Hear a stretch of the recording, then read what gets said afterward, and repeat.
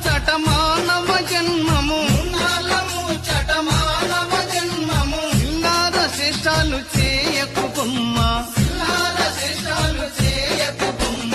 ఏ బుడు చేసినా